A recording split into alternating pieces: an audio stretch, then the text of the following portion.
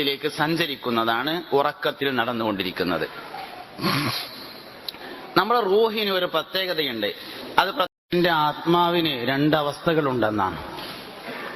ഒന്നാമത്തേത് ഹൃദയത്തിൽ ഒതുങ്ങി നിൽക്കുന്ന ആത്മാവും, രണ്ട് ശരീരത്തിൽ വിതരണം ചെയ്യപ്പെടുന്ന ആത്മാവും. ഒരാളുടെ ശരീരത്തിലേക്ക്, ഒരാളുടെ ജീവിതത്തിലേക്ക് റൂഹ് എന്ന ആത്മാവ് കടന്നു വരുന്നത് അവന്റെ മൂർധാവ് വഴിയാണ്. നമ്മുടെ ശരീരത്തിൽ ആദ്യമായി നിർമ്മാണം പൂർത്തീകരിക്കുന്ന അവയവം ഹൃദയമാണ്. ഉമ്മയുടെ ഗർഭപാത്രത്തിലായിരിക്കുന്ന സമയത്ത് 120 ദിവസം പൂർത്തിയാകുമ്പോൾ ഹൃദയത്തിന്റെ നിർമ്മാണം നടക്കും. ആ ഹൃദയത്തിലേക്ക് മൂർധാവ് വഴിയായി ഇറങ്ങി വരുന്ന ഒരു നിക്ഷേപമാണ് യഥാർത്ഥത്തിൽ റൂഹ്. ഈ റൂഹ് ഹൃദയത്തിൽ നിന്ന് ശരീരത്തിലേക്ക് വിതരണം ചെയ്യപ്പെടുമ്പോഴാണ് മരിക്കാൻ പ്രയാസം ഉണ്ടാകുക. ചില ആൾക്കാർക്ക് മരിക്കാൻ ഭയങ്കര ബുദ്ധിമുട്ടാണ്, ചിലർക്ക് മരണം എളുപ്പമാണ്. എപ്പോഴാണ് റൂഹിന്റെ വിതരണം നടക്കുക? റൂഹിനൊരു പ്രത്യേകതയുണ്ട്. അത് ഇലാഹിയായ സാമീപ്യമുള്ള സാധനമാണ്. അള്ളാഹുവിന്റെ സാമീപ്യമുള്ള സാധനമാണ് റൂഹ്. അള്ളാഹുവിന്റെ സാമീപ്യത്തെ അത് ഇഷ്ടപ്പെടുകയും ചെയ്യുന്നു. റൂഹ് ഇലാഹിയായ സാമീപ്യം ഇഷ്ടപ്പെടുന്നതാണ് ഉറക്കിന്റെ രസം. ഉറക്കം ഭയങ്കര രസമുള്ളൊരു പരിപാടിയാണ്. ഉറക്കത്തിന്റെ രസം ഉറങ്ങാൻ തുടങ്ങുമ്പോഴാ, ഉറങ്ങിക്കൊണ്ടിരിക്കുമ്പോഴാ, ഉറങ്ങിക്കഴിഞ്ഞാലാ എന്ന് ചോദിക്കാറുണ്ട്. ശരിക്കും അത് പിടുത്തം കിട്ടാത്തൊരു വിഷയമാണ്. ശരിക്കും ഉറങ്ങിക്കൊണ്ടിരിക്കുമ്പോഴാണ് ഉറക്കിന്റെ രസം, മുന്നേ അല്ല, ശേഷമല്ല. ഉറങ്ങിക്കൊണ്ടിരിക്കുമ്പോൾ എന്താണ് ഉറക്കിന്റെ രസം? മനുഷ്യ ശരീരത്തിൽ നിന്ന് ആത്മാവ് താഴെ ഇറങ്ങി ഇലാഹിയായ സാമീപ്യത്തിലേക്ക് സഞ്ചരിക്കുന്നതാണ് ഉറക്കത്തിൽ നടന്നുകൊണ്ടിരിക്കുന്നത്. നമ്മുടെ റൂഹിന് ഒരു പ്രത്യേകതയുണ്ട്. അത് പ്രത്യേകത എന്താ വെച്ചാൽ അത് ഇലാഹിയായ വസ്തുവാണ്. വനഫഖ്നാ ഫീഹി മിൻ റൂഹിനാ, നമ്മുടെ റൂഹിൽ നിന്ന് മനുഷ്യ ശരീരത്തിൽ നാം നിക്ഷേപിച്ചിരിക്കുന്നു. ഊതിയിരിക്കുന്നു എന്ന് പറഞ്ഞാല് റൂഹ് കനല്ലാത്തൊരു സാധനമാണെന്ന് മനസ്സിലാവും. ഊതിയാൽ ചലിക്കണമെങ്കിൽ കനമില്ലാത്ത സാധനമായിരിക്കണം. അപ്പൊ റൂഹ് എന്ന് പറഞ്ഞ സാധനം കനല്ലാത്തൊരു സാധനമാണ്. സജ്ജനങ്ങളുടെ റൂഹ് ശരീരത്തിൽ നിന്ന് പോകുമ്പോ പട്ടിന്റെ തൂവാലയിൽ പൊതിഞ്ഞു കൊണ്ടുപോകും എന്നുണ്ട്. അപ്പൊ എവിടെയെങ്കിലും പൊതിഞ്ഞാലേ നിൽക്കുള്ളൂ, അങ്ങനത്തെ സാധനമാണ്. സജ്ജനങ്ങളുടെ ആത്മാവ് അള്ളാഹുവിന്റെ അർശിന്റെ താഴ്ഭാഗത്ത് പച്ച നിറത്തിലുള്ള ചില കിളികളുടെ ചിറകുകൾക്കുള്ളിലായി പാറിക്കളിക്കും എന്ന് ഹദീസിൽ വന്നിട്ടുണ്ട്. അപ്പൊ എവിടെങ്കിലും ഒട്ടിപ്പിടിച്ച് അത് നിൽക്കുള്ളൂ എന്ന് മനസ്സിലാവുന്നുണ്ട്. ദുർജനങ്ങളുടെ റൂഹ് കൊണ്ടുപോകുമ്പോൾ കറുത്ത ഒരു കരിമ്പടത്തിൽ പൊതിഞ്ഞുകൊണ്ടാണ് അത് കൊണ്ടുപോവുക എന്ന് ഹദീസിൽ വന്നിട്ടുണ്ട്. അങ്ങനെ പൊതിഞ്ഞു മാത്രം നിൽക്കുന്ന, എവിടെങ്കിലും ഒട്ടിപ്പിടിച്ച് നിൽക്കുന്ന ഒരു സാധനമാണ് റൂഹ് എന്ന് കിട്ടും. ശരീരം വിട്ടാൽ എവിടെ നിന്നാണോ വന്നത് അങ്ങോട്ട് സഞ്ചരിക്കുന്നതാണ് യഥാർത്ഥത്തിൽ റൂഹ്. ശരീരം വിട്ടാൽ വന്നോടത്തേക്ക് പോകും. വന്ന സ്ഥലത്തെ രണ്ടായി തിരിക്കാം. ഒന്ന് എല്ലിയീൻ എന്നും മറ്റൊന്ന് സിജ്ജീൻ എന്നും. എല്ലിയീൻ എന്ന് പറയുന്നത് സജ്ജനങ്ങളുടെ റൂഹിനെ കൊണ്ടുപോകുന്ന സ്ഥലവും, സിജ്ജീൻ എന്നത് ദുർജനങ്ങളുടെ റൂഹിനെ കൊണ്ടുപോകുന്ന സ്ഥലവുമാണ്. റൂഹിനെ സംബന്ധിച്ചിടത്തോളം എല്ലിയീനിലേക്ക് പോയാലും സിജ്ജീനിലേക്ക് പോയാലും അതിന് കുഴപ്പമൊന്നും പറ്റൂല. പിന്നെ എന്തുകൊണ്ട് എല്ലിയീനിലേക്ക് കൊണ്ടുപോകുന്നു, എന്തുകൊണ്ട് സിജ്ജീനിലേക്ക് കൊണ്ടുപോകുന്നു? ഈ റൂഹിന്റെ വാഹകനായ മനുഷ്യനെ മഹത്വപ്പെടുത്തുകയോ ഇൻസൾട്ട് ചെയ്യുകയാണ് യഥാർത്ഥത്തിലൂടെ നടക്കുന്നത്. ഞാനൊരു മെഡിക്കൽ കോളേജിലെ പ്രിൻസിപ്പാളാണെന്ന് നോക്കുക. എന്റെ വാപ്പ ആശുപത്രിയിൽ പരിശോധനക്ക് വന്നാല് എന്നെ അറിയുന്ന ആളുകളൊക്കെ ചെയ്യേണ്ടത് എനിക്ക് നൽകുന്ന അതേ പരിഗണന എന്റെ വാപ്പാക്കും കൊടുക്കലാണ്. എന്റെ വാപ്പാനെ വരി നിർത്തി വെയിലത്ത് അങ്ങനെ എല്ലാരും കഴിഞ്ഞിട്ട് അവസാനം പരിശോധിച്ചാല് വാപ്പാക്ക് മരുന്നൊക്കെ കിട്ടും, ശരിയാണ്, ദണ്ണും മാറും. ഇന്നെ ഇൻസൾട്ട് ചെയ്യലാണത്. എന്റെ റൂഹ് ഇല്ലിയീനിലേക്ക് കൊണ്ടുപോയി എഴുതിയിട്ട് റൂഹിന് കുഴപ്പമൊന്നും പറ്റൂല, എന്നെ ഇൻസൾട്ട് ചെയ്യണത്. എന്റെ റൂഹ് സിജ്ജീനിലേക്കാ കൊണ്ടുപോയതെങ്കിൽ റൂഹിനൊന്നും പറ്റൂല, എന്നെ ഇൻസൾട്ട് ചെയ്യലാണ്. അപ്പൊ എല്ലിയീനിലേക്കാവുമ്പോൾ ഈ റൂഹ് ആരിലാണോ ഉണ്ടായിരുന്നത് അയാളെ മഹത്വപ്പെടുത്തലും, സിജ്ജീനിലേക്ക് കൊണ്ടുപോകുമ്പോൾ ഈ റൂഹ് ആരിലാണോ ഉണ്ടായിരുന്നത് അയാളെ ഇൻസൾട്ട് ചെയ്യലുമാണ് യഥാർത്ഥത്തിൽ സംഭവിക്കുന്നത്. റൂഹിനെ സംബന്ധിച്ച് ഇല്ലിയിലേക്ക് പോയാലും കുഴപ്പമില്ല, സിജ്ജീനിക്ക് പോയാലും അതിന് കുഴപ്പമില്ല. രണ്ടും ഇലാഹിയായ സാമീപ്യത്തിൽ ഉള്ള സ്ഥലമാണ്. അപ്പൊ ശരീരത്തിൽ നിന്ന് റൂഹ് താഴെ ഇറങ്ങിയാൽ എവിടെ നിന്നാണോ വന്നത് അങ്ങോട്ട് സഞ്ചരിക്കും. അതാണ് ഉറക്കത്തിന്റെ രസം. ദുനിയാവിൽ ഏറ്റവും കൂടുതൽ ഇലാഹിയായ സാന്നിധ്യമുള്ളത് കുട്ടികൾക്കാണ്. അതുകൊണ്ടാണ് കുട്ടികൾ കൂടുതൽ സമയം ഉറങ്ങണത്. പ്രഷർ കൂടി അല്ലെങ്കിൽ ഷുഗർ കൂടി ഹോസ്പിറ്റലിൽ ചെന്നാൽ ആദ്യമായിട്ട് തരുന്ന ഇഞ്ചക്ഷൻ ഉറങ്ങാനുള്ള ഇഞ്ചക്ഷനാണ്. ഉറങ്ങിയാൽ എല്ലാ പ്രശ്നവും തീർന്നു. കാരണം റൂഹ് ശരീരത്തിൽ നിന്നിറങ്ങി ഇലാഹിയായ സാമീപ്യത്തിലേക്ക് സഞ്ചരിക്കും. ഇലാഹിയായ സമീപത്തിലേക്ക് സഞ്ചരിച്ചു കൊണ്ടിരിക്കുമ്പോ ആ മനുഷ്യൻ വളരെയധികം സുഖത്തിലായിരിക്കും. കുട്ടികൾ ഉറങ്ങിക്കൊണ്ടേയിരിക്കും. കുട്ടികൾക്ക് വലിയ ഇലാഹിയായ സാമീപ്യമാണുള്ളത്. അതുകൊണ്ടാണ് ഒരു സ്ഥിരമായിട്ട് ഉറങ്ങണത്. എപ്പോഴാ ഉണരുക? റൂഹ് ഇങ്ങോട്ട് തന്നെ വന്നാ ഉണരും. അപ്പൊ എന്ത് ചെയ്യും? അപ്പൊ ഉമ്മ ഓടി വന്നിട്ട് രണ്ടാമത് റൂഹിന് വീണ്ടും കണക്ഷൻ കൊടുക്കും. ലാ ഇലാഹ ഇല്ലല്ലാഹു ലാ ഇലാഹ ഇല്ലല്ലാഹ് ലാ ഇലാഹ ഇല്ലല്ലാഹു മുഹമ്മദുർ റസൂലുള്ളാഹ്. ഈ ദുനിയാവിൽ ജനിച്ചു വന്നതിനു ശേഷം നമ്മൾ ആദ്യമായി കേട്ട പ്രേമഗാനമാണ് ലാ ഇലാഹ ഇല്ലല്ലാഹ്. ചരിത്രത്തിൽ തുല്യതയില്ലാതെ നമ്മളെ സ്നേഹിച്ച നമ്മുടെ ഉമ്മ തൊട്ടിലിൽ കിടന്ന് നമ്മൾ അസ്വസ്ഥരായി കരഞ്ഞപ്പോൾ ഓടിവന്ന് പാടിത്തന്ന സ്നേഹഗാനം. നമ്മൾ ഈ ദുനിയാവിൽ ആദ്യം കേട്ട പ്രേമഗാനമാണ് ലാ ഇലാഹ ഇല്ലല്ലാഹ്. പ്രേമം എന്ന് പറഞ്ഞാൽ സ്നേഹം. ചരിത്രത്തിൽ ഉമ്മാന്റെ അത്ര നമ്മളെ സ്നേഹിക്കാൻ ആർക്കും കഴിയില്ല, ഒരു മനുഷ്യനും കഴിയില്ല. മുഹമ്മദ് നബി സല്ലല്ലാഹു അലൈഹി വസല്ലം തങ്ങൾക്കൊഴിച്ച് വേറെ ആർക്കും കഴിയില്ല. ആ ഉമ്മ നമ്മൾ തൊട്ടിലിൽ കിടന്ന് കരഞ്ഞപ്പോ ഓടി വന്നിട്ട് 2 പാട്ടുണ്ട് പാടിയപ്പോ ഇതിനെന്തായി? റൂഹ് ശരീരത്തിൽ നിന്ന് ഇറങ്ങിയ ഉടൻ അള്ളാഹുവിന്റെ സമീപത്തിലേക്ക് അത് പോകും. അപ്പൊ സുഖായി. ഇനി എപ്പോഴാ ഉണരുക? എപ്പോഴാ അങ്ങോട്ട് തിരിച്ചു വരുന്ന അപ്പൊ ഉണരും. അപ്പൊ വീണ്ടും കരയും. കുട്ടികൾ കരയുന്നത് ഇലാഹിയായ സാമീപ്യത്തിന് വേണ്ടിയാണ്. ഒരു കുട്ടി നമ്മളെ ഇടയിൽ വന്നിട്ട് ഒറ്റപ്പെട്ടു, ചെറിയൊരു കുട്ടി. എന്നാ കുട്ടി കരയും. കാരണം എന്താ? പരിചയമുള്ള ആരുമില്ല. പരിചയമുള്ള ആരുമില്ലാത്തതിനാൽ കരയും. അപ്പൊ അങ്ങനെ അവൻ കരയുമ്പോ അവന്റെ വാപ്പ വന്നിട്ട് കൈമ പിടിച്ചാൽ കരച്ചിൽ നിർത്തും. കാരണം നമ്മളെക്കാളും അവന്റെ വാപ്പാനെ പരിചയമുണ്ട്, അതുകൊണ്ട് നിർത്തും. വാപ്പാന്റെ ഒരു കുട്ടി കരയാണെങ്കിലോ ഉമ്മ വന്നിട്ട് എടുത്താൽ നിർത്തും. കാരണം വാപ്പയേക്കാൾ ഉമ്മയെ പരിചയമുണ്ട്. ഉമ്മാന്റെ അടുത്തുനിന്നൊരു കുട്ടി കരയാണെങ്കിലോ ഉമ്മയേക്കാൾ പരിചയമുള്ള ആള് വരണം, അപ്പോൾ നിർത്തും. ആ ഉമ്മയേക്കാൾ പരിചയമുള്ള ആളുടെ വരവാണ് യഥാർത്ഥത്തിൽ പാടി ലാ ഇലാഹ ഇല്ലല്ലാഹു ലാ ഇലാഹ ഇല്ലല്ലാഹ് ലാ ഇലാഹ ഇല്ലല്ലാഹു മുഹമ്മദുർ റസൂലുള്ളാഹ്. ഏതൊരു മനുഷ്യനും അവന്റെ ഉമ്മയുടെ മടിയിൽ കിടക്കുന്ന അവസ്ഥയെക്കുറിച്ച് ആലോചിച്ചാൽ നന്നാവുന്നതാണ്. ഒരു മനുഷ്യനെ ഉമ്മയുടെ മടിയിലേക്ക് തിരിച്ചു കൊണ്ടുപോകാൻ ഒരേ ഒരു പാട്ട് മാത്രമേ ഉള്ളൂ. മനസ്സറിഞ്ഞൊരുക്കൻ ചെല്ലിയാലും ഉമ്മാന്റെ മടിയിലേക്ക് ഇങ്ങനെ തിരിച്ചു പോകുന്ന ഫീലിംഗ് വരും. ഒന്നുകൂടി ചെല്ലിയിട്ട് നമുക്ക് വിഷയത്തിലേക്ക് വരാം. ലാ ഇലാഹ ഇല്ലല്ലാഹു ലാ ഇലാഹ ഇല്ലല്ലാഹ് ലാ ഇലാഹ ഇല്ലല്ലാഹു മുഹമ്മദുർ റസൂലുള്ളാഹ്.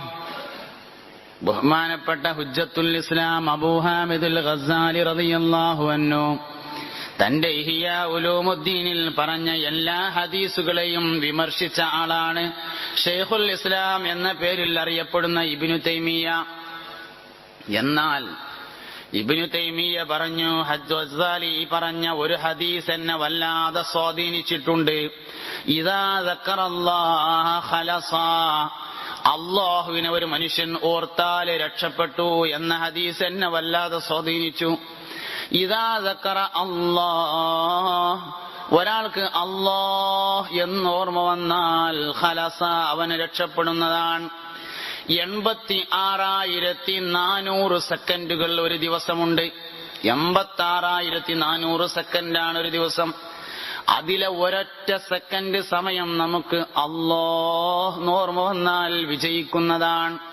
ഒറ്റ സെക്കൻഡ് പഠിച്ചോനെ അല്ലാഹ് എന്നോർമ്മ വന്നാൽ മതി.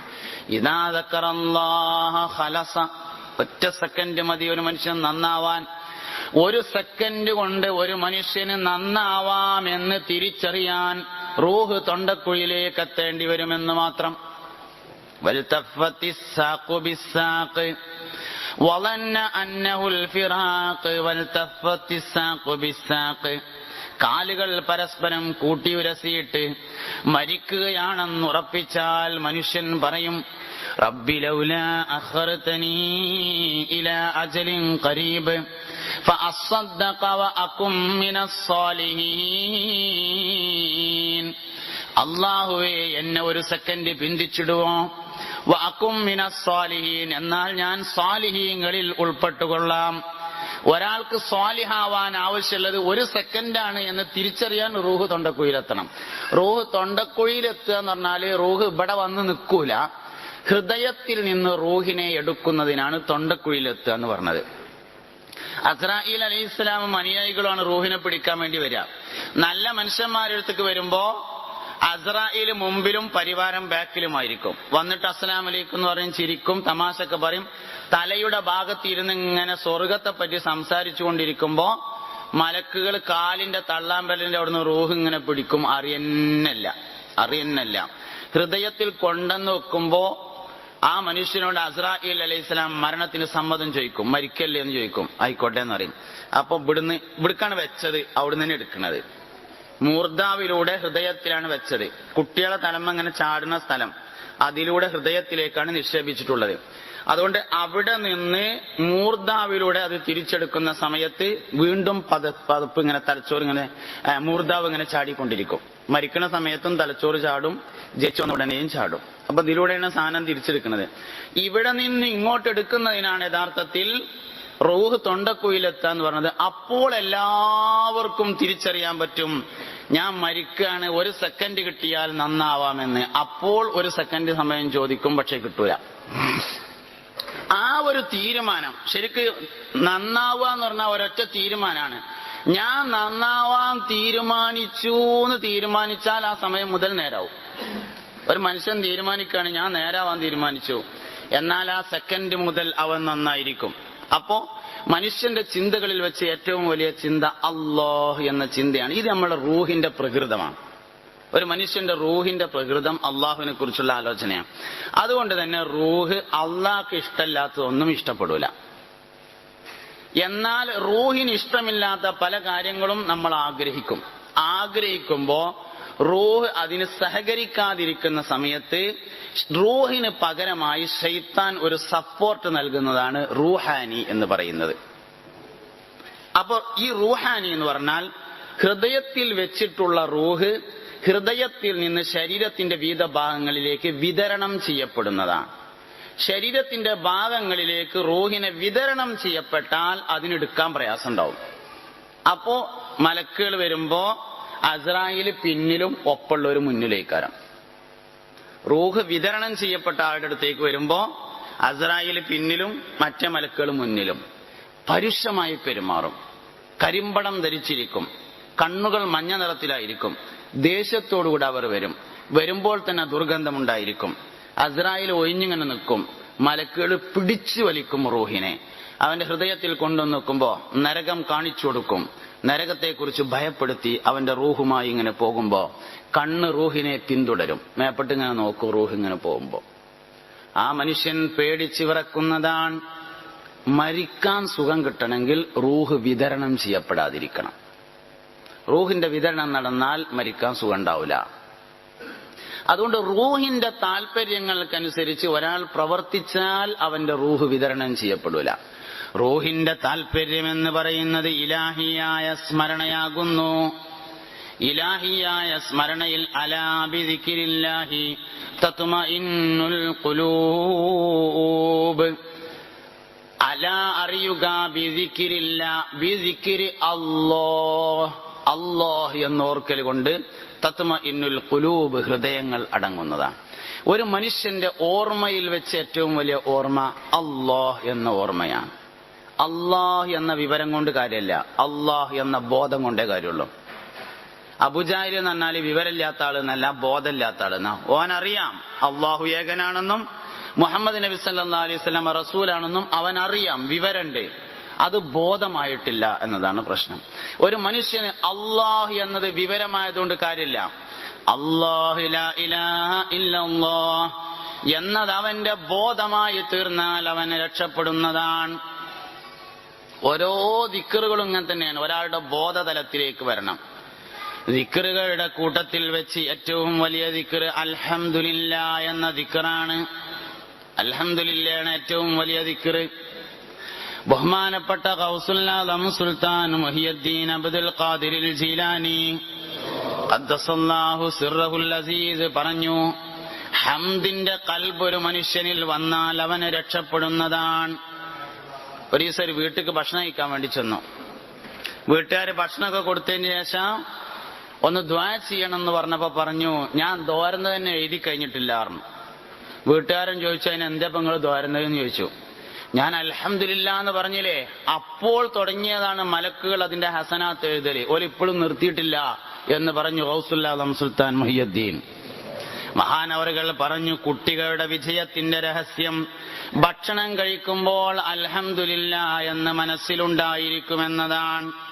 ഒരു കുട്ടി ഉമ്മാന്റെ മുല കുടിക്കുമ്പോ കൽബിൽ അൽഹംദുലില്ലാ എന്നല്ലാതെ മറ്റൊന്നും ഉണ്ടായിരിക്കുകയില്ല. നമ്മൾ എത്ര പ്രധാനപ്പെട്ട സദസ്സിൽ ഭക്ഷണം കഴിക്കാതിരുന്നാലും രണ്ട് തമാശ പറയാതെ നമുക്ക് ഭക്ഷണം കഴിക്കാൻ പറ്റൂല. നാട്ടുകാരെ പറ്റി മൊത്തം പറഞ്ഞാലും അള്ളാഹിനെ പറ്റി ഒരു ഹർഫും പറയില്ല എന്നുള്ളതാണ് നമ്മൾ കഴിക്കുന്ന ഭക്ഷണമെല്ലാം നമുക്ക് എതിരായതിന്റെ കാരണം. എന്നാൽ കുട്ടിയുടെ ഭക്ഷണം കുട്ടിക്ക് അനുകൂലമാണ്. 75 വയസ്സായ രണ്ടാൾക്കാർ തമ്മിൽ തല്ലൂടാണെങ്കിൽ രാവിലെ സുബഹിസ്കാരം കഴിഞ്ഞ് ചായമക്കാനിയിൽ പോയി ചായ കുടിച്ച് പത്രം വായിച്ചിരിക്കുന്നതിനിടയിൽ അങ്ങോട്ടും ഇങ്ങോട്ടും ഒന്നും രണ്ടും പറഞ്ഞ് അത് പിന്നെ രാഷ്ട്രീയമായി അവർ തല്ലുകൂടി അവസാനം ഒരു വയസ്സം പുറത്തേക്കൊണ്ട് ഇറങ്ങിയിട്ട് മറ്റേയാളോട് പറയും, എടാ അമ്മാന്റെ മുല ഒടിച്ച ആൺകുട്ടിയാണെങ്കിൽ പീടിന്റെ ഉള്ളിൽ പുറത്തേക്കൊണ്ട് ഇറങ്ങുകയെന്ന്. 75-ാമത്തെ വയസ്സിൽ തല്ലൂടാൻ വേണ്ടി 74 ആരും ഉമ്മാന്റെ മുലൊടിക്കലില്ല. എന്നേ കുടിച്ചു? 2 വയസ്സ് തികയുന്നതിന് മുമ്പ് കുടിച്ച മുലപ്പാലിന്റെ ഗുണം 100-ാം വയസ്സിലും നീണ്ടുനിന്നതിന്റെ കാരണം കുട്ടി മുല കുടിക്കുമ്പോൾ കുട്ടിയുടെ കൽബിൽ അൽഹംദുലില്ലാ എന്നല്ലാതെ മറ്റൊന്നുമില്ല എന്നതാണ്. ഹംദ് കൽബിൽ ഉറച്ചാൽ രക്ഷപ്പെട്ടു. ദുനിയാവിലെ ഏറ്റവും വലിയ ദിക്ർ അൽഹംദുലില്ലയാണ്. അൽഹംദുലില്ലാ എന്നതിനേക്കാൾ മീസാനിൽ കനം തൂങ്ങുന്ന മറ്റൊന്നുമില്ലെന്ന് പുണ്യനബി സല്ലല്ലാഹു അലൈഹി വസല്ലമ തങ്ങൾ പഠിപ്പിച്ചിരിക്കുന്നു. അൽഹംദുലില്ലാ ക്രെഡിറ്റ് മുഴുവൻ അള്ളാഹുവിനാകുന്നു. ക്രെഡിറ്റ് മുഴുവൻ അള്ളാഹു തആലാക്കാണ്. ഇതൊരു മനുഷ്യന്റെ ഏറ്റവും വലിയ ഖൽബാണ്. അപ്പൊ ഈ കൽബിൽ അള്ളാഹുവിനെ കുറിച്ച് ഓർക്കുന്ന കൽബിൽ ഒരു മനുഷ്യന് ജീവിക്കാൻ കഴിഞ്ഞാൽ അവൻ രക്ഷപ്പെടുന്നതാണ്. എല്ലാം അള്ളാഹു തആലയാണ്, അല്ലാതെ ഇവിടെ ഒന്നുമില്ല.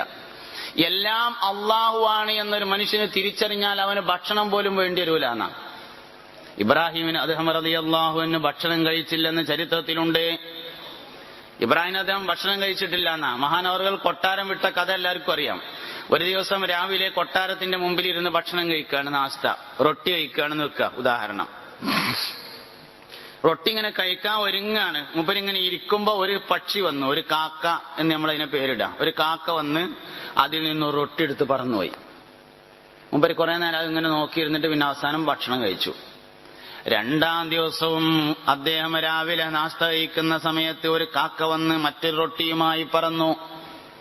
നാളെ വരികയാണെങ്കിൽ എവിടുക്ക ഈ കാക്ക പോണത് നോക്കണം തീരുമാനിച്ച് കുതിരയെ തയ്യാറാക്കി നിർത്തി. 3-ാം ദിവസവും പക്ഷി വന്ന് റൊട്ടിയുമായി പോയപ്പോ കുതിരയെ പിന്നാലെ വിട്ടു. കാട്ടിൽ ചെന്നു.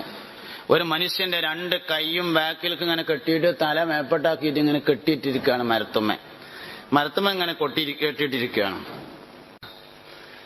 അപ്പൊ മരത്തുമ്മ ഇങ്ങനെ കെട്ടിയിട്ടിരിക്കുകയാണ്. അപ്പൊ ആ സമയത്ത് ഇബ്രാഹിം അദ്ദേഹം ചോദിച്ചു, കെട്ടൊക്കെ അയച്ചിട്ട്, അല്ല മനുഷ്യ എന്താ എന്റെ കഥ ഒന്ന് പറഞ്ഞോണ്ടോ പറഞ്ഞു. എന്ത് സംഭവിച്ചു പറഞ്ഞുതരാൻ വേണ്ടി. അപ്പൊ അയാൾ പറഞ്ഞു, ഞാനൊരു വലിയ കച്ചവടക്കാരനായിരുന്നു. അങ്ങനെ കച്ചവടമൊക്കെ കഴിഞ്ഞിട്ട് ഞാനിങ്ങനെ പോരുന്ന സമയത്ത് ഒരുപാട് സ്വത്തുണ്ട്. ഇവിടെ എത്തിയേക്കിന് എന്റെ സമ്പത്ത് മുഴുവൻ ഒരു കൊള്ളസംഘം കൊണ്ടുപോയി. ഫുള്ള് സമ്പത്ത് കൊടുത്ത് അവരെന്നെ കൊല്ലാൻ അങ്ങോട്ട് ഒരുങ്ങുമ്പോ ഞാൻ അള്ളാഹു തആല കണ്ട് ഏൽപ്പിച്ചു. ഇനി വേറെ ആർക്കും ഏൽപ്പിക്കും. അള്ളാഹു തആലാന്റെ മാത്രം പ്രത്യേകതയാണ് നേരം വൈകിന്ന് പറയില്ല. ഇതെന്ത് ഇന്നലെ പറയാഞ്ഞെന്ന് അള്ളാഹ് ചോദിക്കൂല. വേറെ ഏത് മനുഷ്യനാണെങ്കിലും എന്ത് ജാദ്യം പറയാഞ്ഞെന്ന് ചോദിക്കും. അല്ലാഹു തആല നേരം വൈകിയത് എന്തേന്ന് ചോദിക്കും. എപ്പോൾ? മാലം യുഗർഗിർ, റൂഹ് തൊണ്ടക്കുയിലെത്തിയാലും സൂര്യൻ പടിഞ്ഞാറ് നിന്ന് ഉദിച്ചാലും. അതിന്റെ മുമ്പൊക്കെ പറയാൻ അവസരമുണ്ട്. എപ്പോ പറഞ്ഞാലും കേൾക്കും. വീണ്ടും വീണ്ടും പറഞ്ഞാലും കേൾക്കും. എത്ര തവണ പറഞ്ഞാലും. അപ്പൊ എപ്പോൾ പറഞ്ഞാലും അള്ളാഹു തആല കേൾക്കുന്നു. അള്ളാഹുവിന്റെ മാത്രം പ്രത്യേകതയാണ്. മൂസാ നബി അലൈഹി ഇസ്ലാമിന്റെ അടുക്കല് ഒരു ദിവസം ഒരാൾ വന്നൊരു കഥയുണ്ട്. ഒരു ദിവസം മൂസാ നബി അലൈഹി ഇസ്ലാമിന്റെ അടുക്കൽ ഒരാൾ വന്നിട്ട് പറഞ്ഞു, മൂസാ നബിയെ, നിങ്ങൾ എനിക്ക് വേണ്ടി ഒന്ന് ദ്വാരക്കണം എന്ന് പറഞ്ഞു. അപ്പൊ മൂസാ നബി ചോദിച്ചു, എന്തിനാണ് എനിക്ക് ദ്വാരക്കേണ്ടതെന്ന്. അതിൽ പറഞ്ഞു, എനിക്ക് സ്വർഗത്തിൽ നിങ്ങളെ എടുത്ത് ഇങ്ങനെ ഇരിക്കണം, അതിനാ ദ്വാരക്കേണ്ടത് പറഞ്ഞു. മൂസാ നബി പറഞ്ഞു, നടക്കുന്ന കാര്യം പ്രയാസമാണ്, ഞാൻ അള്ളാഹുവിന്റെ അമ്പിയാക്കളിൽ ഉലുൽ അസ്മിലൊക്കെ പെട്ട ആളല്ലേ, അതൊന്നും പറ്റൂല, ദ്വാരക്കി എന്ന് പറഞ്ഞ് കൈ പിടിച്ചുകൊണ്ട് ദ്വാരപ്പിച്ചു അവസാനം. അപ്പൊ മൂസാ നബി ദ്വാരുന്ന പഠിച്ചോനെ ഹഖായിഖുൻ അനി തസവുഫിൽ അബ്ദുൽ ഖാദിർ ഈസാ ഹലബി റളിയല്ലാഹു അൻഹു ഈ കഥ പറഞ്ഞിട്ടുണ്ട്. കൈ ഇങ്ങനെ പൊന്തിച്ചിട്ട് ദ്വാരുന്ന പഠിച്ചോനെ ഈ ചങ്ങായിനെ എന്റെ അടുത്ത് ഇരുത്തണേ. പിറ്റേ ദിവസം തിൽമീദന്മാര് വന്നപ്പോ പറഞ്ഞു, ഇന്നലെ ആ ദ്വാരപ്പിച്ചു പോയ മനുഷ്യനെ നരി പിടിച്ചു തിന്നു പറഞ്ഞു. മൂസാ നബി അള്ളഹാനോട് ചോദിച്ചു, പഠിച്ചോനെ എന്തൊരു പണിയപ്പോ ഈ കാട്ടിയത്, ഇന്നലെ ഇവിടെ വന്നുകാണ്ട് സ്വർഗത്തിൽ ഇന്റെ അടുത്ത് ഇരിക്കാൻ ദ്വാരപ്പിച്ചു പോയിട്ട് ഒരു 4 ദിവസം മര്യാദക്ക് ഇബാദത്ത് ചെയ്തുകാണ്ട് മരിച്ചു പോയിരിക്കുകയാണെങ്കിൽ എന്തൊരു സന്തോഷമായിരുന്നു. അയാള് വളരെ പെട്ടെന്ന് മരിച്ചു, എന്തേ സംഭവിച്ചു എന്ന് ചോദിച്ചപ്പോ അല്ലാഹു തആല പറഞ്ഞു, മൂസാ നബി എങ്ങൾക്ക് അയാളെ പരിചയം ഉണ്ടോ ചോദിച്ചില്ലായിരുന്നു. എന്നാലേ ജീവിതത്തിൽ ഒരിക്കൽ പോലും ഒന്ന് മനസ്സറിഞ്ഞ് അയാൾ ഇന്നെ വിളിച്ചിട്ടില്ല. നരി പിടിക്കാൻ വേണ്ടി ഇങ്ങോട്ട് ചാടിയപ്പണ്ട് അയാൾ ഇന്നൊരു വിളിയാണ് വിളിച്ചിട്ട്, ആ ഒരൊറ്റ വിളിയാണ് സ്വർഗത്തിൽ ഇങ്ങളെത്തിയിരിക്കാൻ കാരണമെന്ന് അല്ലാഹു തആല സയ്യിദുനാ മൂസ. നമ്മൾ നമ്മുടെ റബ്ബിനെ മനസ്സറിഞ്ഞ് ഇതുവരെ ഒരു വിളി വിളിച്ചിട്ടുണ്ടോ എന്നതാണ് ആലോചിക്കേണ്ടത്. നേരം വൈകി എന്നൊരിക്കലും റബ്ബ് പറയില്ല, വിളിക്കാൻ തയ്യാറായാൽ മതി. പക്ഷെ റൂഹ് തൊണ്ടക്കുയിലെത്തിയാൽ പിന്നെ വിളിച്ചാൽ കേൾക്കൂല. എല്ലാ മനുഷ്യന്മാർക്കും സങ്കടം വരുന്ന ചില രംഗങ്ങളുണ്ട്. ഒരാൾ മരിക്കണ സമയത്ത് ജീവിതത്തിൽ കഴിഞ്ഞുപോയ പ്രധാന സംഭവങ്ങളൊക്കെ ഒരിക്കൽ കൂടി കാണിച്ചു തരും. മരണസമയം എന്ന് പറഞ്ഞാൽ ഒരു ഭയങ്കര സംഭവമാണ്. മരിച്ചു പോയവരാരും തിരിച്ചു വരാത്തതുകൊണ്ട് നമുക്ക് അതിന്റെ ഗൗരവം മനസ്സിലാണില്ല എന്നുള്ളൂ. മരിക്കണ നേരത്ത് ജീവിതത്തിൽ കഴിഞ്ഞുപോയ എല്ലാ സംഭവവും ഒരിക്കൽ കൂടി വരും, എല്ലാം വരും. പക്ഷേ അപ്പൊ പിന്നൊന്നും ചെയ്യാൻ നിർവാഹമില്ല. നന്മയും തിന്മയും എഴുതിയ ഏട് വലത് കൈയിലും ഇടത് കൈയിലും കൊടുത്തിട്ട് മഹ്ശറയില് ഹിസാബിന് വേണ്ടി അള്ളാഹു വരുന്ന സമയത്ത് എല്ലാ മനുഷ്യനും കരയും, എല്ലാവരും കരയും. ഇറയോൻ വിചാരണ കണയും, ഇരു കൈകൾ ചേതി മൊഴിയും, കാലന്ന് സാക്ഷി പറയും, കേട്ട് വിതുമ്പിക്കാരെയും. എല്ലാ മനുഷ്യനും വരാനുള്ള ഒരവസ്ഥയാണത്. നമുക്ക് ജന്മന കളവ് പറയാൻ കഴിയില്ല എന്നാ. ഒരു മനുഷ്യനും ജനിക്കുമ്പോൾ നുണ പറയാൻ അറിയില്ല. ഒരു കുട്ടിയോട് മോനെ വാപ്പ അവിടെ ഉണ്ടോന്ന് ചോദിച്ചാൽ ഉണ്ടെങ്കിൽ ഉണ്ട് എന്ന് പറയാനും ഇല്ലെങ്കിൽ ഇല്ല എന്ന് പറയാനുമുള്ള കഴിവാണ് അടിസ്ഥാനപരമായുള്ളത്. ഉണ്ടായിട്ട് ഇല്ല എന്ന് പറയണമെങ്കിൽ ആ കുട്ടിനെ നേരത്തെ പഠിപ്പിക്കേണ്ടി വരും. അല്ലാതെ ഒരിക്കലും ഫോൺ വെല്ലടിക്കേണ്ട മോനെ എടുത്തോക്ക്, ഗഫൂറാക്കയാണെങ്കിൽ വാപ്പ ഇവിടെ ഇല്ല എന്ന് പറഞ്ഞോട്ടോ എന്ന് പറഞ്ഞെടുത്താലേ ഫോൺ എടുത്തിട്ട് ആരാ ഗഫൂറാക്ക എന്നാ വാപ്പ ഇവിടെ ഇല്ല എന്ന് പറയുള്ളൂ. ഇല്ലെങ്കിൽ പറയില്ല. ജന്മനാ കളവ് പറയാൻ കഴിയില്ല. ഇത് മഹ്ശറിൽ ചെന്നാൽ ഇതേ അവസ്ഥയാണ്. കളവ് പറയാൻ ഒരു കുട്ടിക്ക് കഴിയില്ല. പിന്നെ എന്തിനാ വായ സീൽ വെക്കണത്? എന്നാലും ഓൻ കളവ് പറഞ്ഞ് നോക്കിയതല്ലേ, അതുകൊണ്ട് ഇനിയും ഉണ്ടണ്ട. അൽയൗമ നഖ്തിമു അലാ അഫ്വാഹിഹിം വതുകല്ലിമുനാ അയ്ദീഹിം വതശ്ഹദു അർജുലുഹും ബിമാ കാനൂ യക്സിബൂൻ. ഇറയോൻ വിചാരണ കണയും, ഇരു കൈകൾ ചേതി മൊഴിയും, കാലന്ന് സാക്ഷി പറയും, കേട്ട് വിതുമ്പിക്കാരെയും. റബ്ബേ ചതിച്ചല്ലോ എന്നെ, ഹുബ്ബേ പൊറുക്കുമോ ഇന്നേ, തേങ്ങിക്കരഞ്ഞന്ന് വിള്ളും, തേട്ടം പടച്ചോനും തള്ളും. അന്ന് പറഞ്ഞിട്ടൊരു കാര്യമില്ല. അവന്റെ അഭ്യർത്ഥന ഇലാഹായ റബ്ബ് തള്ളിക്കളയുന്നതാണ്. അതുകൊണ്ട് റൂഹ് തൊണ്ടക്കുഴിയിലെത്തുന്നതിന് മുമ്പ് അല്ലാഹ് എന്ന് വിളിക്കാൻ പറ്റിയാൽ രക്ഷപ്പെടാം. ഒരു മനുഷ്യന് അള്ളാഹു നൽകുന്ന ഏറ്റവും വലിയ തൗഫീഖ് മരണത്തെക്കുറിച്ച് മരിക്കുന്നതിന് മുമ്പ് സൂചന കൊടുക്കലാണ്. അള്ളാഹു ഒരു മനുഷ്യന് നൽകണ ഏറ്റവും വലിയ തൗഫീക്ക് മരിക്കണേന് മുമ്പ് ഞാൻ മരിക്കാൻ പോവുകയാണ് എന്ന് തോന്നലാകുന്നു. എന്നാൽ അവന് മനസ്സറിഞ്ഞ് തൗബ ചെയ്യാം, മനസ്സറിഞ്ഞ് റബ്ബിനോട് പറയാൻ തയ്യാറുണ്ടെങ്കിൽ ഉഹുദ് മലയോളം പാപം ഒരു മനുഷ്യൻ ചെയ്തിട്ടുണ്ടെങ്കിലും പുറത്തു തരാൻ നിന്റെ റബ്ബ് തയ്യാറാണ്. അള്ളാഹു റബ്ബുൽ ഇസ്സത്തിനെ മനുഷ്യൻ വിളിക്കുന്ന വിളികളിൽ അവന് ഏറ്റവും ഇഷ്ടപ്പെട്ട വിളി റബ്ബനാ, എന്റെ റബ്ബേ എന്ന വിളിയാകുന്നു. അതുകൊണ്ടാണ് എല്ലാ ദുആന്റെയും മുമ്പ് റബ്ബന എന്ന് ചേർത്തിട്ടുള്ളത്. റബ്ബ് എന്ന് പറഞ്ഞാൽ ഓരോ വസ്തുവിനെയും എങ്ങനെയാണോ നോക്കേണ്ടത് അങ്ങനെ നോക്കലാകുന്നു റബ്ബ്. ഒരു കൂട്ടത്തിൽ 10,000 ഉറുമ്പുകൾ ഉണ്ടെങ്കിൽ ആ ഉറുമ്പും കൂട്ടത്തെ ഒന്നായിട്ട് നോക്കല്ല അല്ലാഹു തആല, ഓരോ ഉറുമ്പിനെയും വേറെ വേറെ നോക്കുന്നു. സാലിം ഫൈലിയെ നോക്കുന്നത് പോലെയല്ല സുബൈർ ഹുദവിയെ നോക്കുന്നത്, അവർ രണ്ടുപേരെയും നോക്കുന്നത് പോലെയല്ല തങ്ങളെ നോക്കുന്നത്. ഓരോരുത്തരും വേറെ വേറെയാണ്. എന്റെ റബ്ബ് എന്നെ നോക്കാൻ കഴിവുള്ളവനാണെന്നും അവൻ എന്നെ നോക്കിക്കൊണ്ടിരിക്കുന്നു എന്നതുമായ ബോധമാണ് ഏറ്റവും വലിയ ബോധം. അതിനെയാണ് റുബൂബിയത്തിന്റെ ബോധം എന്ന് പറയുന്നത്. അദബ് കേടിൽ വെച്ച് ഏറ്റവും വലിയ അദബ് കേട് അള്ളാഹുവിന്റെ ഖളായിൽ, അള്ളാഹുവിന്റെ തീരുമാനത്തിൽ അസംതൃപ്തി രേഖപ്പെടുത്തലാണെന്ന് ഹുജ്ജത്തുൽ ഇസ്ലാം അബൂ ഹാമിദുൽ ഗസാലി.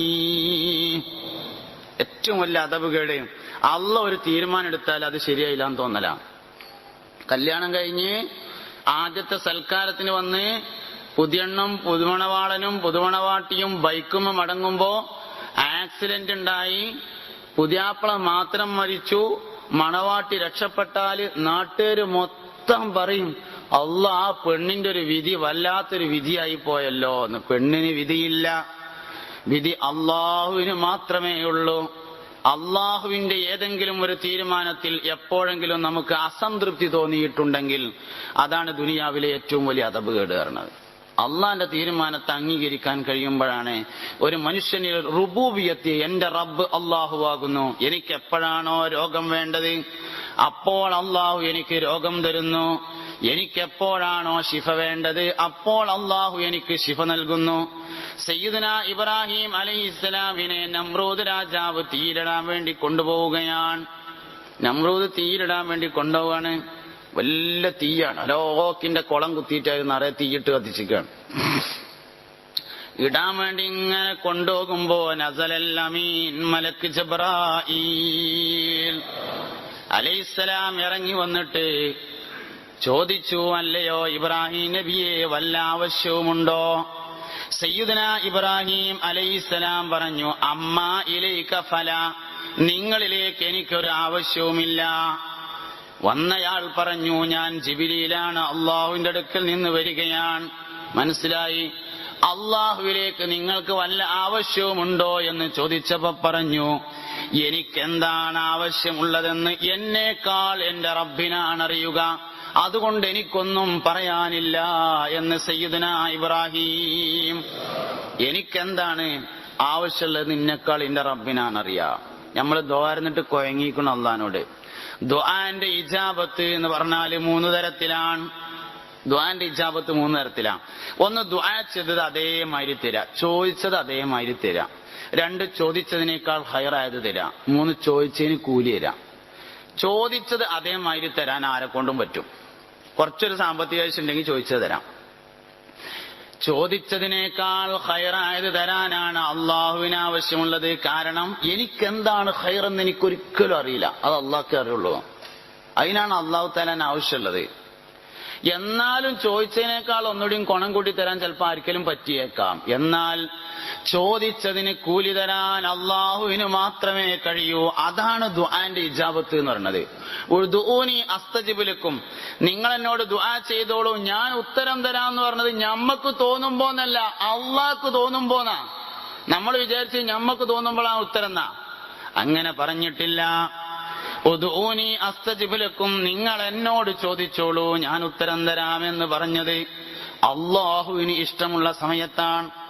ഇബ്രാഹിം അദ്ദേഹം ഇങ്ങനെ കാട്ടുപോയിട്ട് കെട്ടയച്ചിട്ട് ആ മനുഷ്യനോട് ചോദിച്ചു, മനുഷ്യ എന്റെ അവസ്ഥ ഒന്ന് പറഞ്ഞു തരീ. അതിൽ പറഞ്ഞു, കൊള്ളക്കാർ വന്നു എന്റെ സ്വത്ത് കൊള്ളയടിച്ചു, എന്നെ അവർ കൊല്ലുമെന്നായപ്പോ ഞാൻ എന്നെ അള്ളാഹു തആല കണ്ട് ഏൽപ്പിച്ചു. അപ്പൊ അവർക്ക് എന്നെ കൊല്ലാൻ തോന്നിയില്ല. ഓല് ഇന്നവിടെ തല മേപ്പട്ടും കയ്യ് പിന്നിക്കുവാക്കിയിട്ട് ഇങ്ങനെ കെട്ടിട്ടുകൊണ്ട് പോയി. 3 ദിവസമായി എനിക്ക് ഭക്ഷണം തരുന്നത് ഈ പക്ഷിയാകുന്നു. അതിങ്ങനെ മേലത്തെ കൊമ്പിൽ വന്നിരുന്നിട്ട് അതിന്റെ കാല് കൊണ്ട് റൊട്ടി ചവിട്ടി പിടിച്ച് അതിമന്ന് കഷ്ണാക്കിയിട്ട് വായക്കിങ്ങനെ ഇട്ടുകൊടുക്കും.